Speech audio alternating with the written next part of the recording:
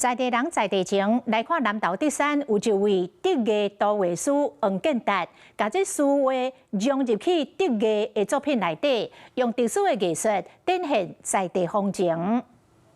主題燈配合竹子，也是一個文創品。來到黃建達老師德藝工作室，內底有各種德藝做的作品，每一項作品攏袂輸是老師的囡仔同款。那我從事這個竹工藝的話是有10年的時間，在地方上呢，就是我所做的文創品的東西，然後推廣出去，比較不一樣的。老師親身介紹每一項作品，作品的細節攏真講究，和德藝有無同款的藝術價值。我看他一路上為我們竹山的竹工藝創作不遺餘力，也借這個機會呢，好好的勉勵建達老師啊，希望他能夠用他自己的興趣跟他的專長回饋地方。老師講，透過無共作品的表現，和傳統的工藝展現新的文化，嘛和更加儕人熟悉德山在地的藝術。